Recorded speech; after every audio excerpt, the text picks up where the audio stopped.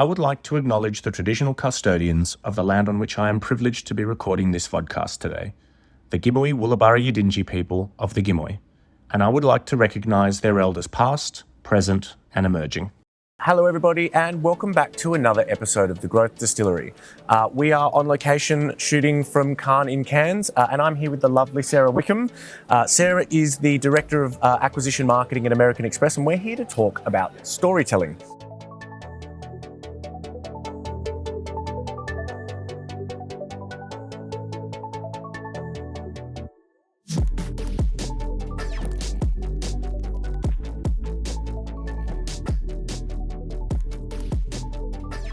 So Sarah, thank you so much for coming on the show.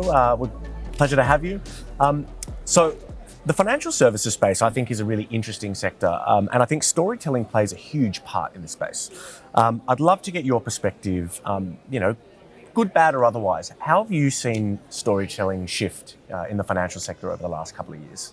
Yeah, totally. I think we've seen a call to brands and perhaps financial services brands to be more accountable towards inclusivity, diversity, and being more relatable to people. Yeah. And I think we're seeing perspectives change, in particular towards financial products and the concept of credit or charge cards. So, when I reflect on the business that I work for, which fortunately is a global business, it's been building our story over the course of more than 170 years, and that's built on trust, security, and service, where we're very fortunate to have those foundations to then focus on adding value through our storytelling to our prospective customers. And that adding of value is demonstrating to them some of the experiences that they will receive as being a card member of American Express.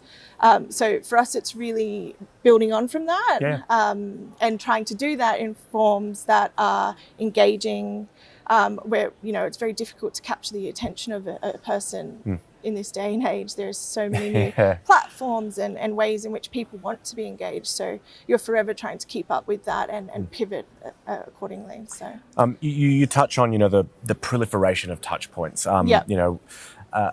What are some of the other forces that you have to grapple with that are shaping how you go about telling your story?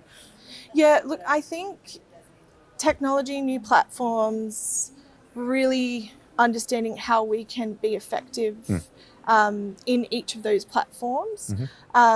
It's difficult, right? Yeah. The way that you engage with a friend or a brand on a social platform versus reading the news in the morning versus listening. We need to speak to you in a different way. So for us, it's really about keeping up to speed, ensuring that we remember to come back to the art of storytelling, understanding who the person is, what makes them tick, being very clear on what our plot is or whether we want a plot twist, and then what the moral of the story is. And you do have to adjust. Like it's not one size fits all. So incredibly challenging, but also incredibly amazing, right? Because it's pushing us as individuals. And I would have to say, working with amazing partners that help us. We're not experts. They're amazing storytellers who understand the craft, who understand the platforms that we definitely lean into and seek that support from. Sarah, you touched on something that I really loved. You said we've got to continually go back to the art of storytelling. And I'd love to know how you lead your team towards that. How do you keep bringing them back to those first principles? Yeah, so the thing that I lean into is first I'm a human, whether it's walking into the office of American Express or working with the team on a marketing campaign. We're humans. Come back to that human truth first. And I really encourage them to consider that.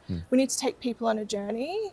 I encourage them to ensure that they're upskilling or engaging. Coming to an event like this is great to hear from other minds' perspectives and ways of doing things, but genuinely just keep it simple.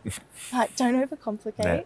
And we're very fortunate. We have a great structure around us with the global brand, but which I think is a positive, because we have the capacity and the opportunity. So do you see storytelling becoming a more potent tool in your toolkit?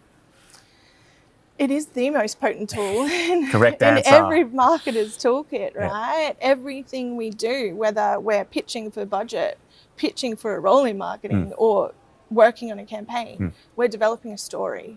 So I think, it's keep doing it, focus on it, and just, I guess, see the value in the power of the story. Awesome. How do you, in your area, particularly when it comes to, customer acquisition, how do you go about leveraging storytelling to really start to tease out what matters most to consumers and draw them in?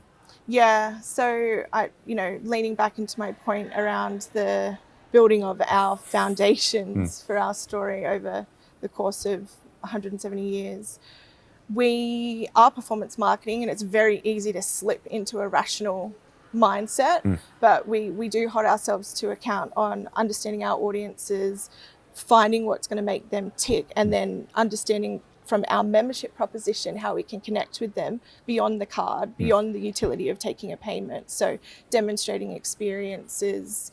Yes, there are non-verbal or visual cues that would put you in the place of the context of payments, but it's more about showing them that there's more, and you're becoming a part of the American Express membership experience. Yeah, the ecosystem itself. Correct. And flexing between that rational, emotional is so important.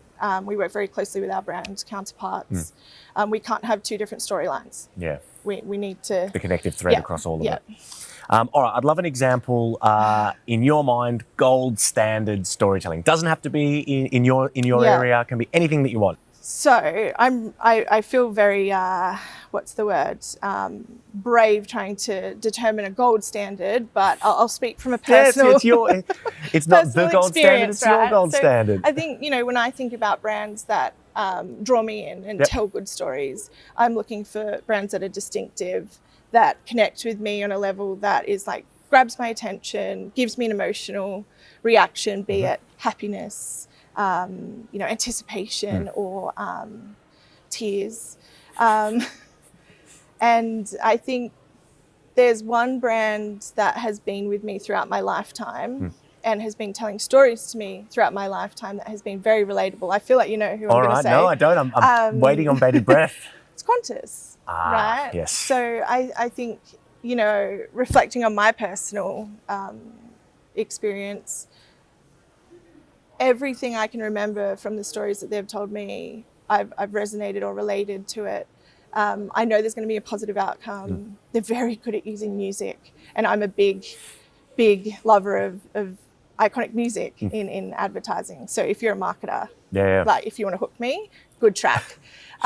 So the most recent example that they had that really got me was their return to travel campaign. Had Tones and I as the song. There were minimal verbal cues. But I knew exactly what was going on. And I think it's that building of that story over time, that connection. So for me, that they have been long-term storytellers to me. I think it's a brilliant example. Yeah, I do have a short, not short-term, I won't say that, I'll say surprising. Which I also love. So building that long-term kind of story development. I also have another example. All right. A different approach to storytelling, or my perception of their storytelling and how they've engaged me. Chips Ahoy. Love Chips Ahoy. So I have this cookie ad spot that I saw years ago, and it was the music that drew my attention in. Common theme here. Yes, there's a very common theme. It was so random, and it just sparked joy. Like I laughed. I thought it was ridiculous, but good. There's 4 cookies driving in a car, animated, and they're singing "Don't You Want Me, Baby?" And a hand just pops out of the sky, takes one and eats it. It just, I know it's totally random, but it But surprise and delight. Impressed on me, sorry. And then I was chatting to a friend about different ads that have, stuck with you over time, and she brought my attention to the Cadbury ad back in 2007 with the gorilla. The Phil Collins The Phil gorilla. Collins, again. That is, again, music, but absolute classic. Yeah, so, I think there are kind of 2 types for me. There's, if I think about a family member that you're always listening to stories from over time, and then a family member that might surprise you or a friend that might surprise you, but they're just different because one's surprise, one's kind of building that connection with me through different emotive cues. So, yeah. I think 3 brilliant examples. Okay. All right, last question from me. Yeah. What excites you most about storytelling for the coming year? Look, I think that, to my earlier point, we are just continuing to be challenged in finding new creative ways to form our narratives and ways to distribute, right? So just, I don't know, I like the hustle. I like change. So just being pushed constantly. I don't do well in complacency land. So And confined spaces. Yeah. So I'm pretty excited. I think that we just need to be creative and bring magic back. Yeah. And not that it's gone, but no. just always we had remember. Lisa Ronson on earlier in the series talking about exactly this, you know, the lost art of creativity and how do we bring that back. So I think great advice. Yeah. Sarah, thank you so much for coming and taking the time to have a chat with us. It's been a real pleasure. Thanks, Dan. My Thank pleasure. you.